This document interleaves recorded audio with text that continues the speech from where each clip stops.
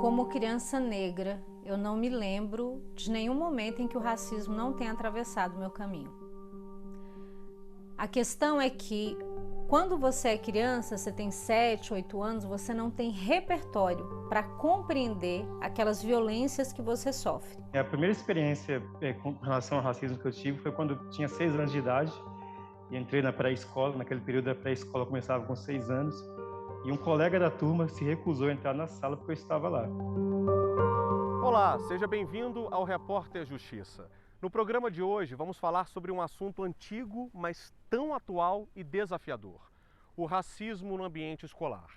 Episódios recentes em escolas públicas e privadas reacenderam o debate sobre como combater esse tipo de discriminação em todo o país. Vamos mostrar uma realidade dura que faz com que crianças ainda tão pequenas já sintam o peso da cor da pele. Foi o que aconteceu com um menino de 5 anos na Zona Sul de São Paulo. Então não precisa chorar quando te chamar de cocô, porque você não é um cocô. Mamãe, tu não vai pra família? É cor de cocô, porque cocô é marrom. Filho, não é isso. Esses meninos que ficam falando isso com você na escola são chatos. O vídeo foi gravado pela mãe do menino, que estava visivelmente abalado depois de ser vítima de racismo pelos colegas da escola. Ele chora e pergunta se um dia vai ficar branco. Foi uma coisa tão forte que eu tentei me acalmar. Eu chorei, mas eu chorei, sabe, aquele choro pra dentro, pra ele não perceber que eu estava chorando, e tentei me controlar pra falar com ele. Então, assim, é inexplicável o que eu sentia. Não tem nome pra dar. Quando a alma é ferida, o corpo dá sinais. Logo em seguida, ele já começou a ficar com febre, ele já começou a vomitar. Então, assim, eu acho que foi tão forte, né, o que ele estava sentindo naquele momento, que emocionalmente ele acabou ficando doente. E eu tive que me segurar, ser forte, para cuidar dele ali, acalmar ele. Imediatamente, a mãe foi até a escola para comunicar o caso de racismo. Como a conversa não foi como ela esperava, decidiu contratar uma assessoria jurídica para tomar as medidas necessárias. Eu gostaria que eles olhassem para isso com muita atenção, né? Porque, pelo que eu sei, que eu fiquei sabendo depois, logo após, não foi a primeira vez, já houve outros relatos. Eu recebi inúmeros relatos no meu Instagram de mães que tiveram filhos ali e tiveram a mesma reclamação, que a escola não tomou providência. Então, assim, eu gostaria que eles olhassem para isso, não de uma forma de ataque do meu lado, mas uma forma de se conscientizar para que isso não aconteça mais. O vídeo viralizou nas redes sociais e revoltou internautas de todos os cantos do país. Eu recebi tanto carinho, tanto apoio, tanto afeto de pessoas, artistas, muitos artistas me mandaram mensagem direct, mensagem no WhatsApp, e as pessoas mandando muita mensagem, mandando áudio, pessoas chorando, pessoas mandando vídeo. Foi muito assim, eu falei, meu Deus do céu. Tanto que eu ainda estou respondendo, tem muita mensagem para responder, não consegui. Mas me surpreendeu de uma forma muito, muito boa.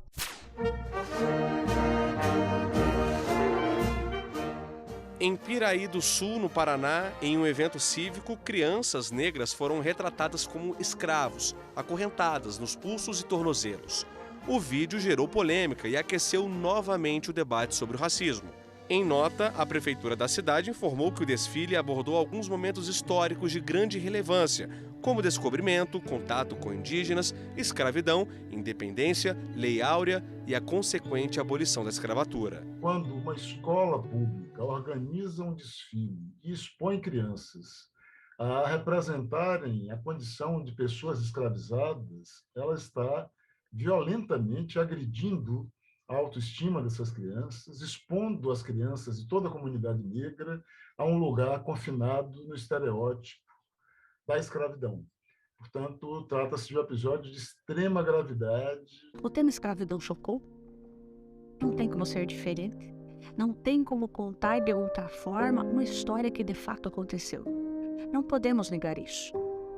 a escola trouxe à tona o tema racismo, e que o racismo existe em nosso país sim, e que tem que ser discutido.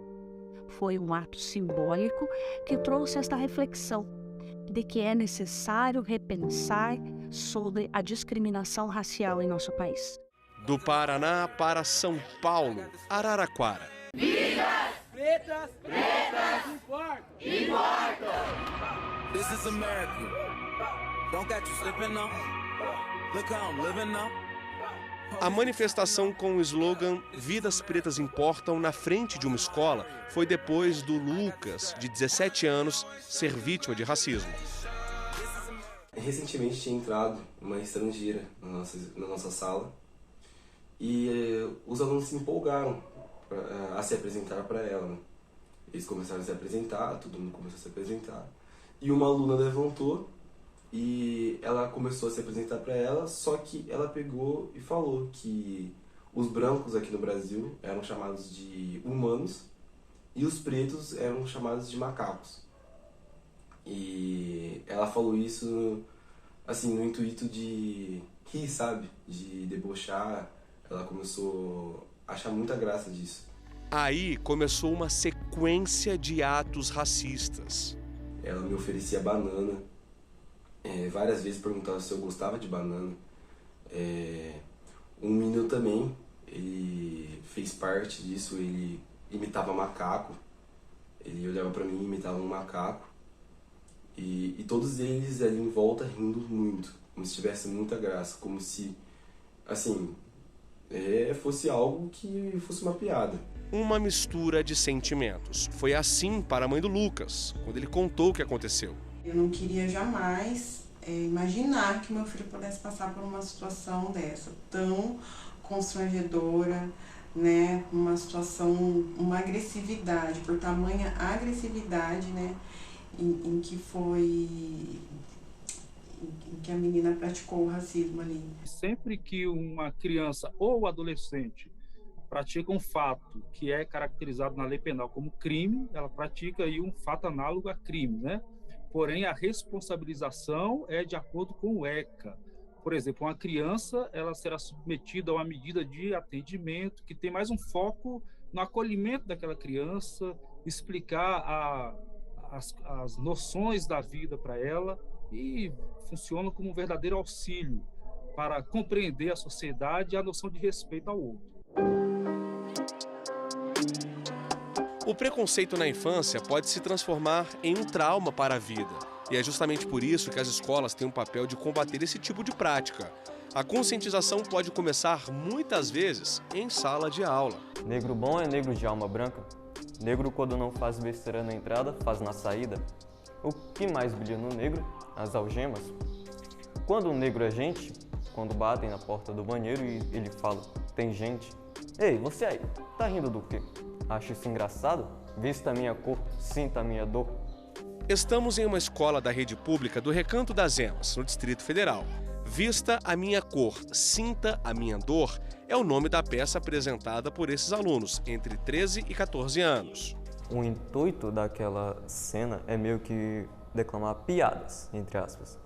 Sempre tem aquele sentido de que uma pessoa fala algo racista e a pessoa, é só piada, não tem nada demais, você não sabe nem levar algo para o lado engraçado, sendo que isso pode machucar alguém de verdade. Uma das cenas é uma entrevista de emprego, onde a cor da pele é o critério. Eu acho muito interessante esse trabalho da peça para conscientização dos outros, né? Porque é aquele negócio de não faça com os outros o que você não gostaria que fizesse com você. Então a gente vai fazendo a peça e as pessoas vão visualizando como é você ser desprezado, humilhado, que aí machuca o preconceito. Quando a gente fala, traz palestra e não resolve o problema, conversa com eles, não resolve o problema. E quando a gente trabalha assim dessa forma, com peças, quando trabalha com música, com algo que eles realmente gostam, eu acho que tocam mais eles. No próximo bloco, a repórter Renata Teodoro mostra como é possível promover a diversidade e uma educação antirracista. A gente volta já.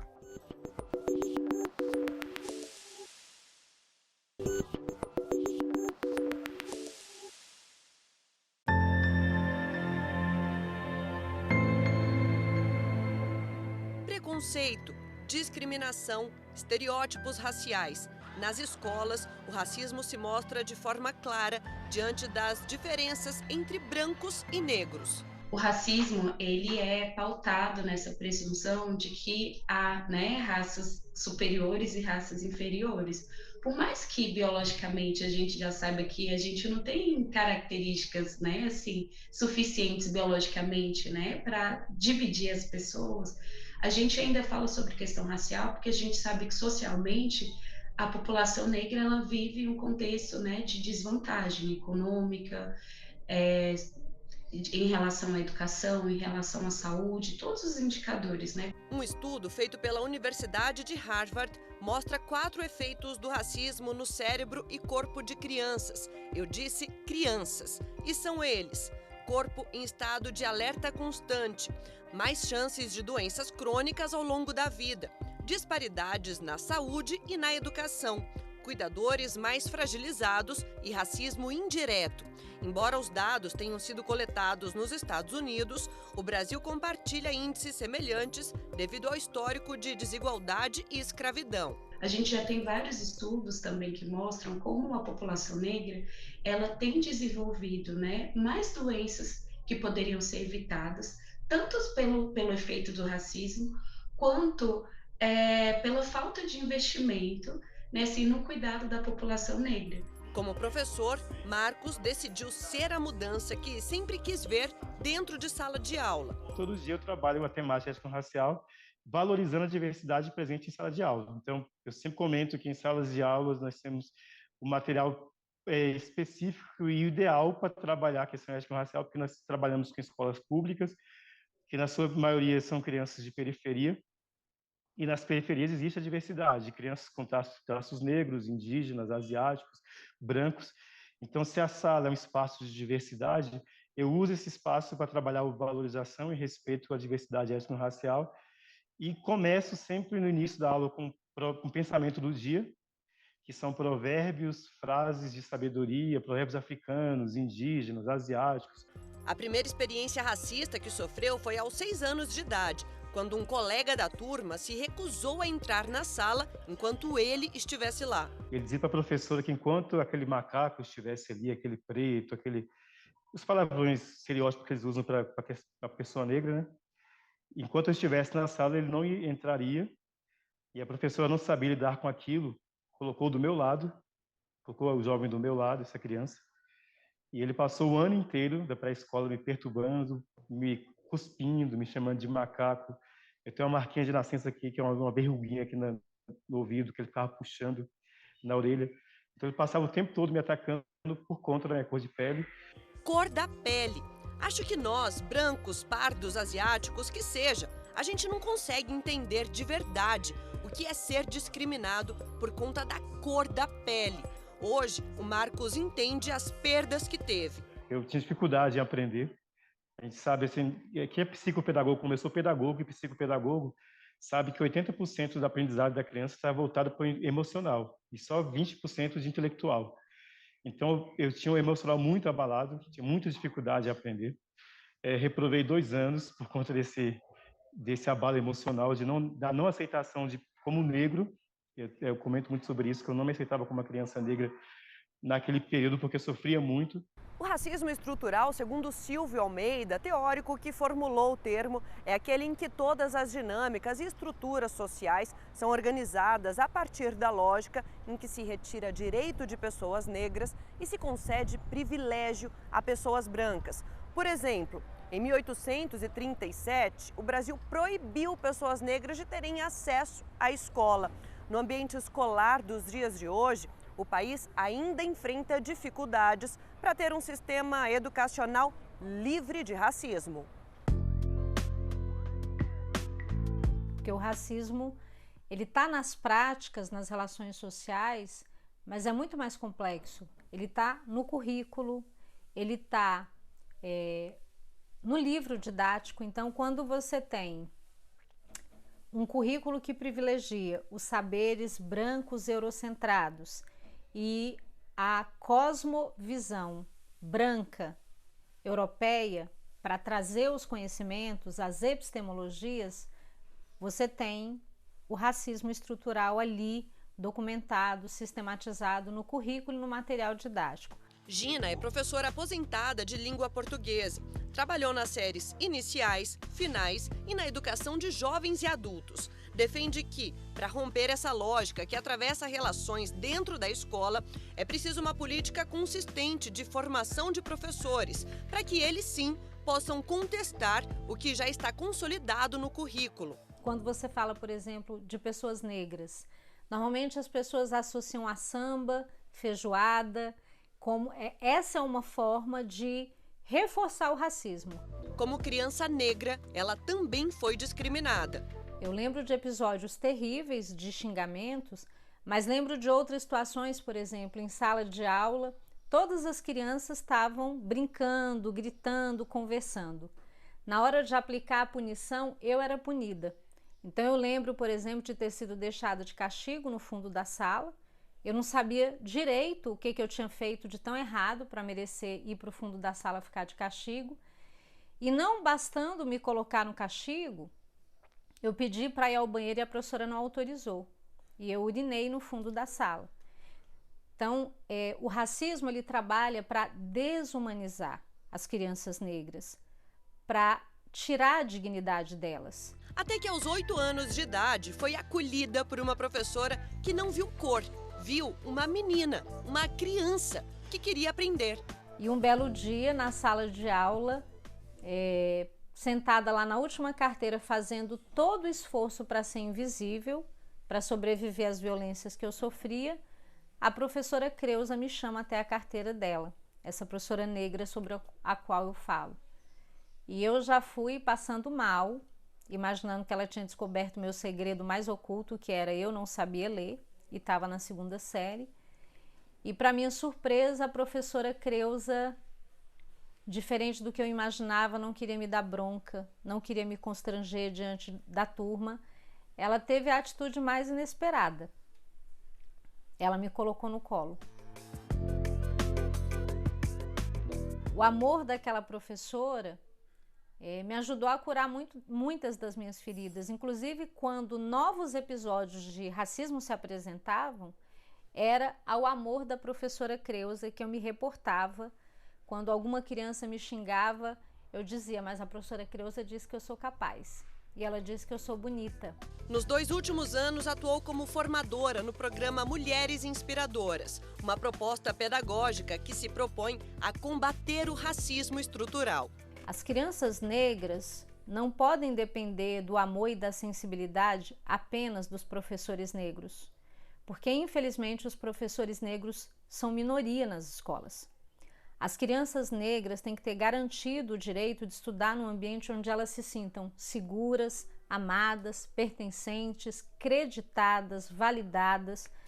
Elas precisam estudar em ambientes em que elas se percebam sendo vistas com altas expectativas. A gente fica por aqui, mas daqui a pouco eu volto para mostrar que já existem projetos antirracistas dentro de sala de aula. É já já!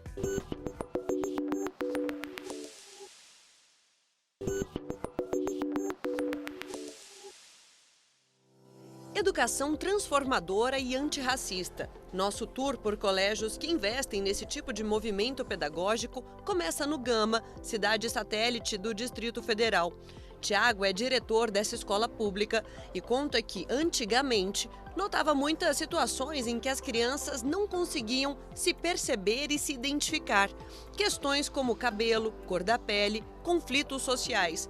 Foi aí que o corpo docente entrou em ação e juntos elaboraram ações e projetos antirracistas. Eu acho que o ensino brasileiro, ele traz muito pouco na didática, né, nos livros didáticos. Então, assim, e a lei, ela assegura falar da ancestralidade, falar da nossa origem, né, da origem da identidade do nosso povo. Então, a partir daí, nós discutimos isso. Na primeira reunião de pais, nós elencamos a comunidade, né, discutimos sobre, pontualmente, né, que iríamos iniciar esse projeto e a partir daí começamos nos nossos planejamentos, nas ações de cada bimestre, a gente começou a produzir em cima disso. Na prática, as atividades dentro de sala de aula são bem variadas, seja na literatura, nas artes, nas matérias de humanas ou exatas. O foco é sempre o mesmo: mostrar a essas crianças coisas que a nossa geração não viu no nosso tempo de escola.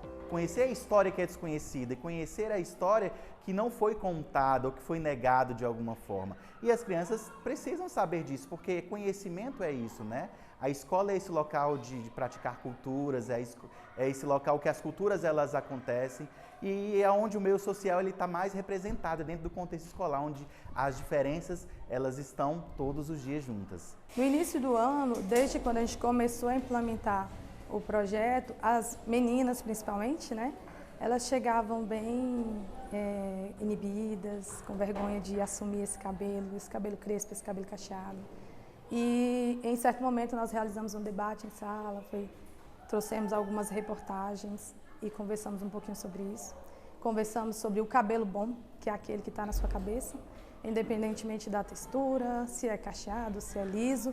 E aí você vê um desabrochar das meninas.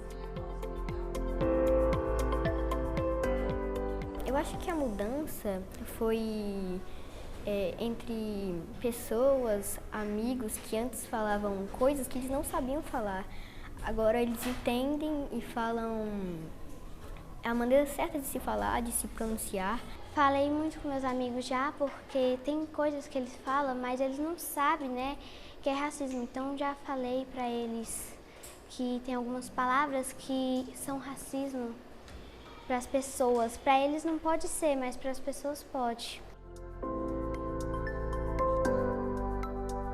E eu peguei carona na atividade que os alunos estão fazendo e eu e o Heitor vamos dividir essa peça aqui de argila. Cada um escolheu uma bandeira, né, do continente africano. O Heitor adora bandeira. Tem aprendido muito sobre elas, Heitor? Aham.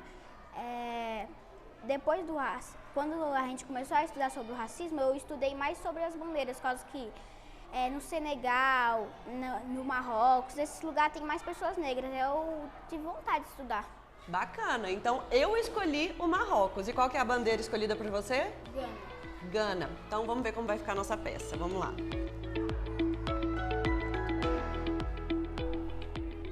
Aê, consegui, Heitor. Acho que dá pra fazer a leitura. Vamos ver? E o seu, como é que tá? Eu ainda não vi o seu. E você também não viu o meu. Eu ainda não vi como é que ficou a bandeira do Heitor e ele também não viu a minha. Agora que vai ser a hora da revelação. Vamos lá? Tcharam! Ficou excelente, Heitor! Sua também ficou perfeita. Bate aí! Valeu! Muito bom!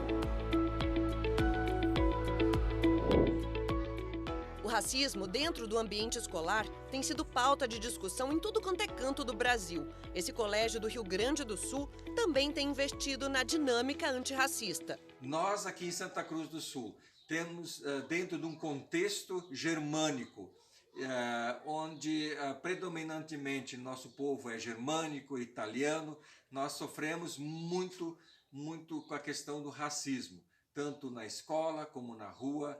Então, nada melhor do que nossa escola se inserir nesse contexto e criar esse movimento, discutindo esse movimento, criar o desconforto entre as pessoas para então, talvez, construir uma outra sociedade.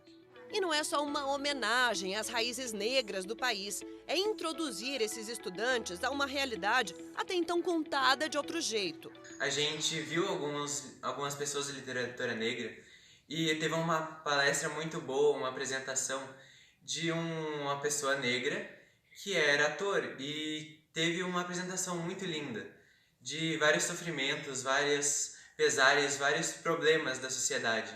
A secretária de Educação do Estado garante que o racismo dentro das escolas é apenas a ponta do iceberg, que o problema é muito mais profundo. Com o programa Educação Antirracista, a intenção é a de mudança de comportamento pessoal e profissional. Porque o nosso programa não visa apenas o professor de ERER, que é Estudos das Relações Étnico-Raciais. Nosso programa visa chegar em todos os servidores da educação, professores, diretores, supervisores, estudantes, técnicos da Secretaria da Educação, porque o racismo é uma questão que desafia todos nós. E não é só no ensino público que o racismo vem sendo discutido. Em São Paulo, o Colégio Santa Cruz também se organizou, em parceria com as famílias, para enfrentar o racismo estrutural presente na sociedade e nas relações escolares. Entre as bases do programa Santa Plural estão as mães dessas crianças e adolescentes. Eu entendo que o programa não tem a pretensão de acabar com o racismo,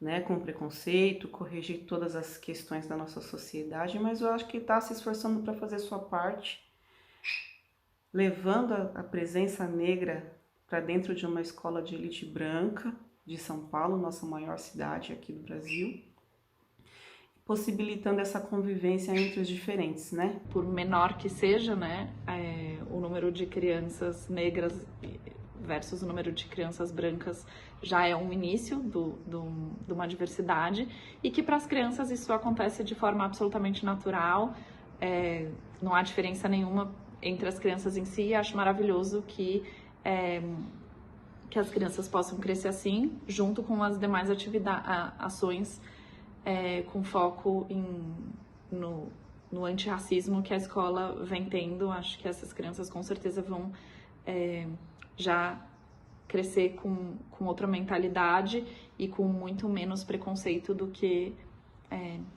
da minha geração, por exemplo.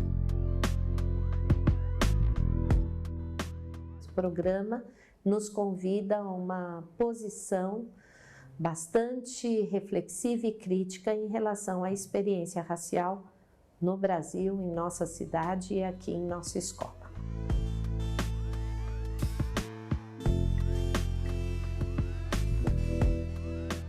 E assim a gente termina o Repórter Justiça desta semana. E você, já segue nosso perfil no Instagram? É o TV Justiça Oficial.